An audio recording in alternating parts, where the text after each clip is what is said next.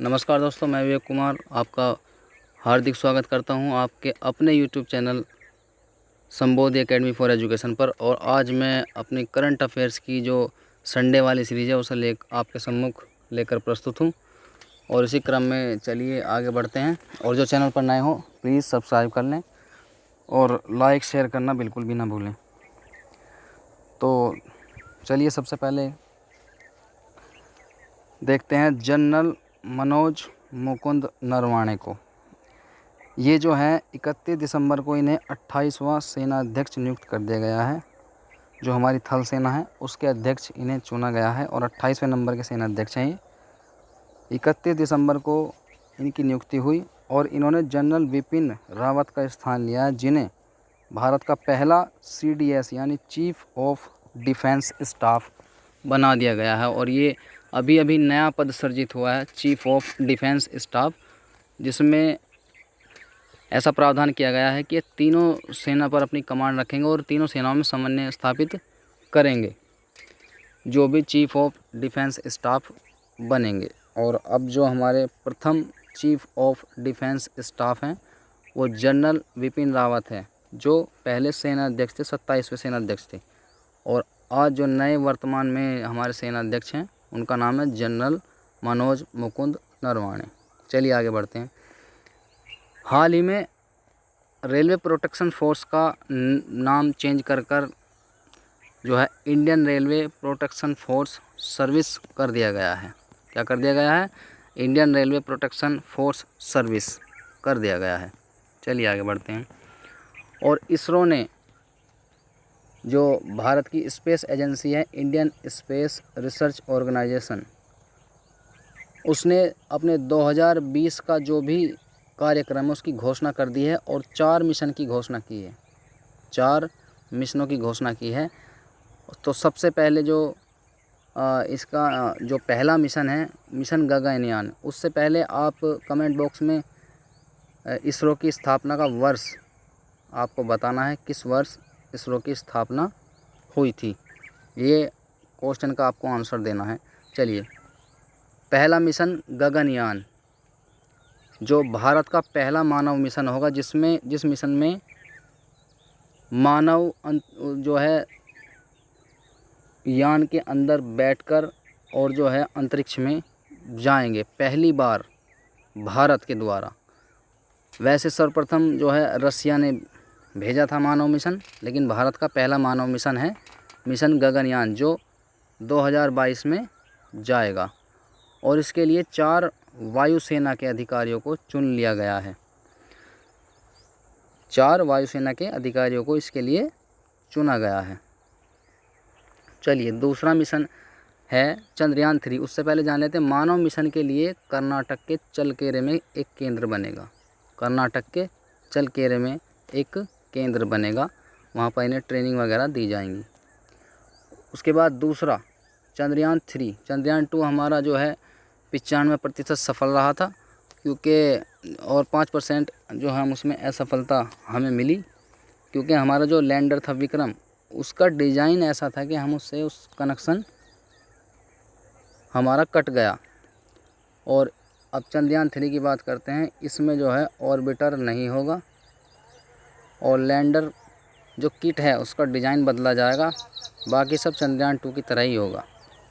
इसमें lander kit का design इस बार बदल दिया जाएगा और इसमें ऑर्बिटर भी नहीं होगा और बाकी सब फंक्शन चंद्रयान 2 की तरह ही होगा। उसी तरह इसकी लैंडिंग कराई जाएगी, सफल लैंडिंग इस बार इसकी कराई जाएगी। चलिए आगे बढ़ते हैं। चलिए चलते हैं आगे की ओर। अब तीसरा जो मिशन है 2020 का, तो उसका नाम है आदित्य उपग्रह। आदित्य जो होता है पर्यायवाची होता है सूर्य का, इसलिए सूर्य की किरणों का परीक्षण ये करेगा, जिससे वातावरण पर होने वाले बदलाव का कारण पता लगाया जाएगा। क्यों वातावरण में इतने बदलाव हो रहे हैं, असमय बारिश होना और बहुत सारी जो घटनाएं हैं वातावरण में होने वाली, उन पर नज़र रखी जाएगी और जो है इसका पता लगाया जाएगा। तो आदित्य उपग्रह जो कि सूर्य किरणों का परीक्षण करेगा। उसके बाद जो चौथा मिशन है, दूसरा स्पेस पोर्ट जो है इंडिया का,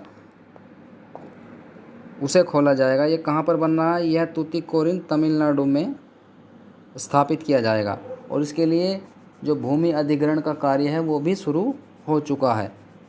तो दूसरा स्पेस पोर्ट कहाँ पर बनेगा? तूतीकोरिन तमिलनाडु में बनेगा।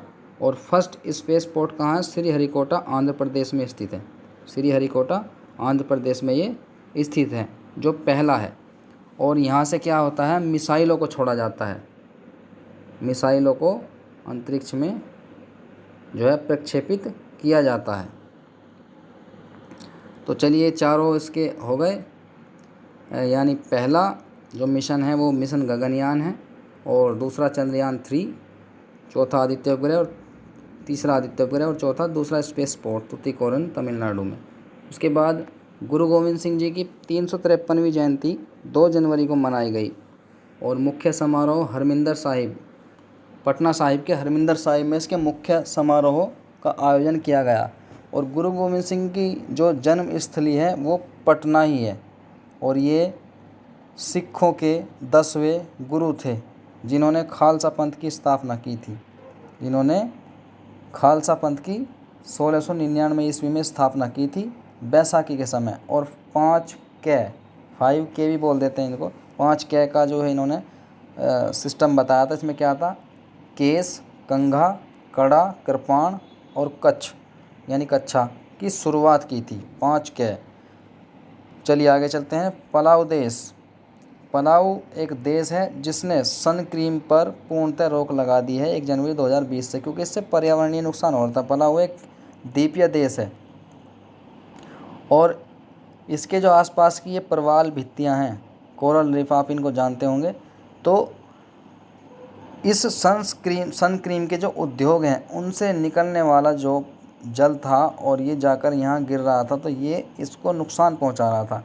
और पर्यावरण में भी जो है इसमें जो बनाने वाले इसे जितने भी रसायन हैं वो सारे हानिकारक रसायन है। तो कोरल रीफ के नुकसान की वजह से, इनको वातावरण के नुकसान की वजह से पलाऊ ने सन क्रीम के जो है उत्पादन पर पूर्णतः रोक लगा दी 1 जनवरी 2020 से।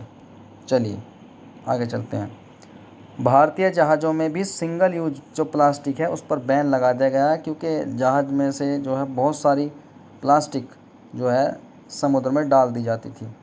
तो उसकी वजह से भारतीय जहाज़ों में, जो पानी के जहाज़ होते हैं, उनमें जो है सिंगल यूज प्लास्टिक पर बैन लगा दिया गया है। चलिए आगे चलते हैं।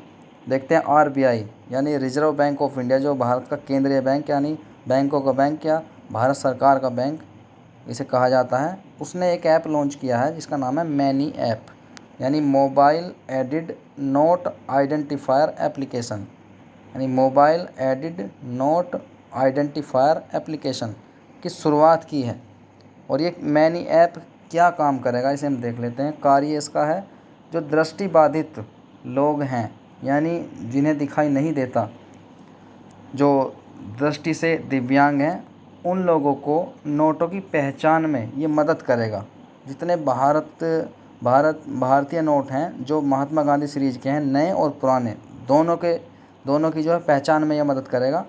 और लेकिन ये केवल मूल्य बताएगा कि 10 रुपये का है, 20 रुपये का है। नकली या असली का फ़र्क ये नहीं बता पाएगा, यानी नकली असली नोट की पहचान नहीं करेगा। ये केवल नोटों के मूल्य को ही बताएगा और नए पुराने सभी नोटों को ही बताएगा। ऐसे ही स्टेटमेंट में आपसे क्वेश्चन पूछा जा सकता है। तो आप जो है पूरे जो है विस्तार से जो है पढ़ने की आदत डालें। और प्लीज़ आपको वीडियो पसंद आ रहा हो तो लाइक, शेयर और सब्सक्राइब करना बिल्कुल भी ना भूलें। अब चलते हैं आगे। मालावथ पूर्णा, ये एक जनजातीय 18 वर्ष की जो है महिला हैं।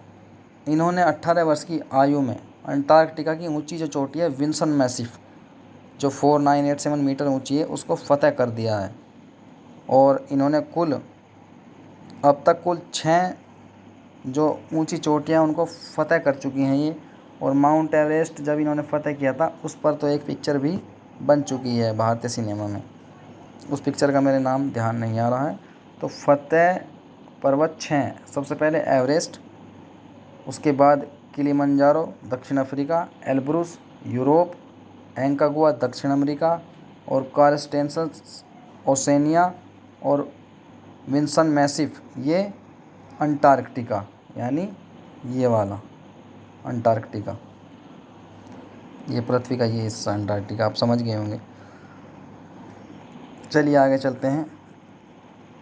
4 जनवरी लुई ब्रेल दिवस, ये 1821 में लुई ब्रेल ये एक जो है दृष्टिबाधित व्यक्ति थे। इन्होंने 1821 में दृष्टिबाधित के लिए एक लिपि बनाई थी जिसमें अक्षर जो उभरे हुए होते हैं और जिन्हें हाथ से छूकर जो है दृष्टिबाधित व्यक्ति पढ़ सकते हैं।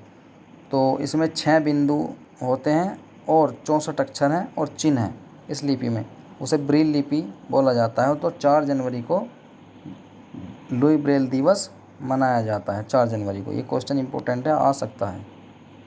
चलिए, प्रोफेसर सुरेश चंद्र शर्मा, प्रोफेसर सुरेश चंद्र शर्मा ये एम्स के ईएनटी हेड हैं। ईएनटी जो डिपार्टमेंट है, आई नोज़ एंड थ्रोट जो डिपार्टमेंट है एम्स का, उसके ये हेड हैं। इन्हें राष्ट्रीय चिकित्सा आयोग के प्रथम अध्यक्ष बना दिया गया है।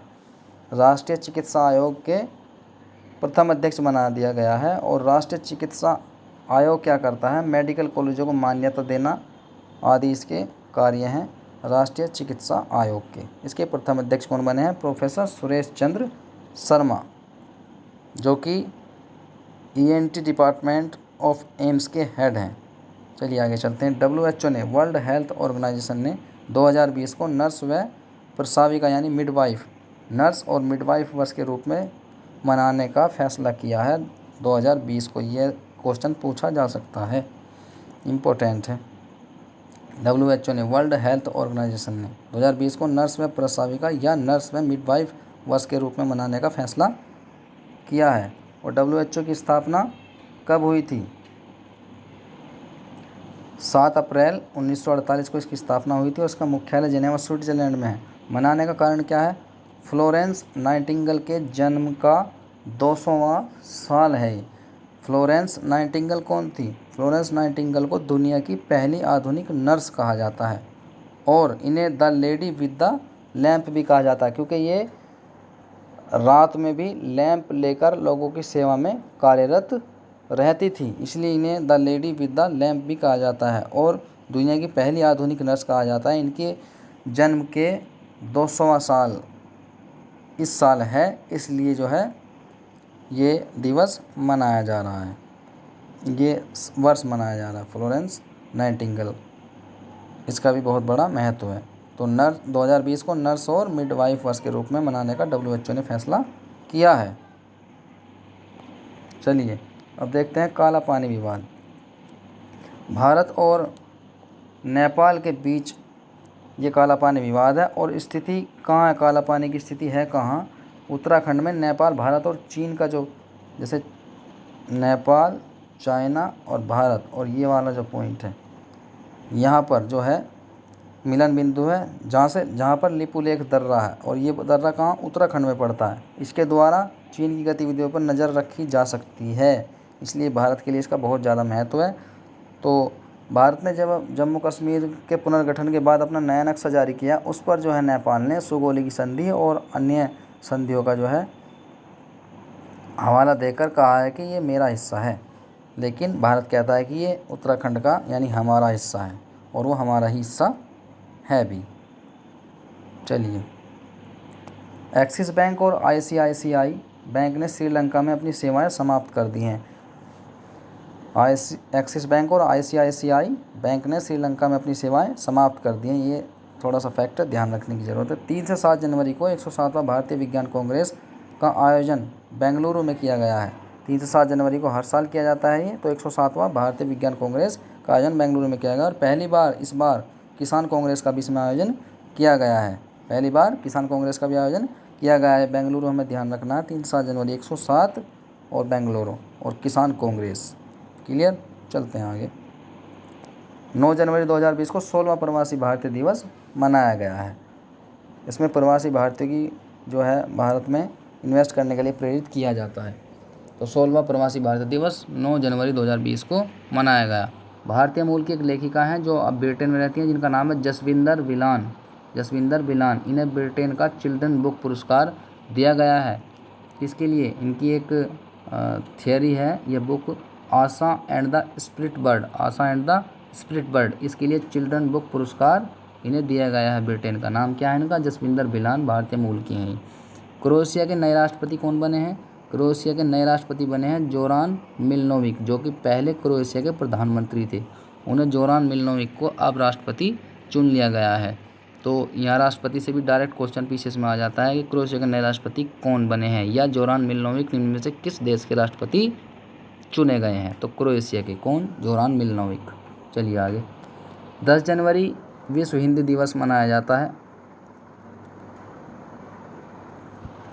चलिए आगे। राज्य ऊर्जा दक्षता सूचकांक 2019 जारी किया गया है भारत सरकार द्वारा। इसमें हरियाणा को प्रथम स्थान दिया गया है। किसे दिया गया? हरियाणा को। ये फैक्ट सीधा ही क्वेश्चन में आ सकता है कि राज्य ऊर्जा दक्षता सूचकांक 2019 में निम्न में से कौन सा राज्य प्रथम स्थान पर रहा? तो कौन सा? हरियाणा, जो कि लिंग अनुपात में सबसे कम है। चलिए आगे चलते हैं। हेनरी पासपोर्ट इंडेक्स 2020 जारी किया गया, जिसमें प्रथम रैंक जापान को दी गई है। यानी जापान का पासपोर्ट सबसे ज़्यादा महत्वपूर्ण है, यानी वो ज़्यादा देशों की यात्रा बिना वीज़ा के कर सकते हैं। उसके बाद दूसरे नंबर पर सिंगापुर, और भारत की रैंकिंग है 84, यानी 4 दूनी 8। आपको ये याद रखना है, 4 की 2 में गुणा करेंगे 8, 84 बस हो गया। तो फर्स्ट जापान, सेकंड सिंगापुर और 84 भारत। तो चलिए दोस्तों, आज बस इतना ही। और जो जनवरी की करंट अफेयर्स है उसे मैं अब 2 या 3 दिन बाद फिर से लेक्चर के साथ ही एंड में या एक अलग से लेक्चर बनाकर आपको जल्दी ही करंट पूरी करा दी जाएगी। तो कल संडे से हमारा वही रूटीन चलेगा जो हमने पिछले हफ्ते आपको बताया था। तो वीडियो देखने के लिए आपका बहुत बहुत धन्यवाद, और लाइक शेयर करना बिल्कुल भी ना भूलें। धन्यवाद और नमस्कार।